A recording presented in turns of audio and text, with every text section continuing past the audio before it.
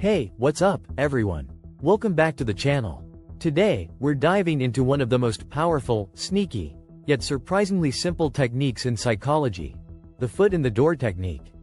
If you've ever wanted to get your foot into something bigger, or just want to know how to convince someone to say yes to you, this video's for you.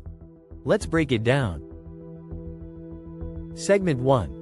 What is the foot in the door technique? So, what exactly is the foot in the door technique? Simply put, it's a way of getting someone to agree to a small request, with the goal of setting them up to say yes to something bigger later. Think of it like this. If you want to get into a place or an opportunity, you first get a tiny yes. Once you have that, it's easier to ask for more. You know, it's kind of like when you're trying to get someone to buy something. Instead of hitting them with the full price right away, you might first offer them a free sample or a tiny discount, something they can't refuse. And bam, you've got your foot in the door. Segment 2. Real-life examples. Now, let's break this down with a few real-life examples. Imagine you walk into a store. A salesperson comes up to you and says, "Hey, would you like to try this free sample of our new skincare product?"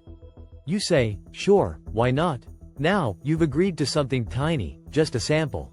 But later, after trying it, they hit you with, "Well, now that you've tried it, how about buying the full set for 20% off today?" Boom, you've just been convinced to spend more than you initially planned, thanks to that little foot in the door. Let's say you're applying for a job. Instead of asking for a big, high-paying position right off the bat, you first ask for a casual informational interview. You know, just to get to know the company. Once you've got that meeting, you can then mention how your skills line up with a bigger role, and boom, you're more likely to land a job offer. Segment 3. Why does it work? Now, why does this whole technique work? Well, it's all based on consistency. Once people agree to something small, they want to stay consistent with their choices. So if they've already said yes to something little, they're more likely to say yes again when the stakes are higher. Psychologists call this the foot in the door phenomenon. It taps into a deep psychological need to keep our behavior consistent. And let me tell you, it's powerful. Segment 4.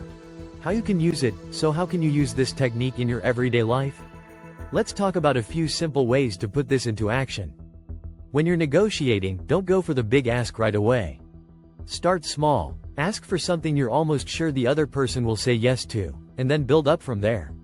This could be something as simple as asking for a small concession, and then later asking for a bigger one.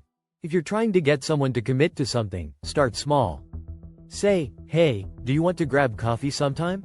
Once they agree to the coffee, it's easier to say, "Actually, let's go check out that event together." As a marketer or business owner, start by giving away something for free. It could be a trial, a free ebook, or a discount. Then, once someone's engaged, you've got a much higher chance of them purchasing from you later. Segment 5. A quick trick to remember. Alright, here's a little trick to remember. Think of the phrase, start small, then scale. Whether it's a job interview, a sales pitch, or even a date, begin with something tiny that's easy for the person to agree to. After that, ask for something bigger. You'd be surprised how much easier it is to get what you want once you've started with a foot in the door. So there you have it. The foot in the door technique is super simple but super effective. Next time you need to ask for something big, try starting with a small, harmless request first. Let me know how it works for you in the comments below. And if you learned something new, make sure to hit that like button, subscribe, and ring the bell so you don't miss out on future videos. Catch you in the next one.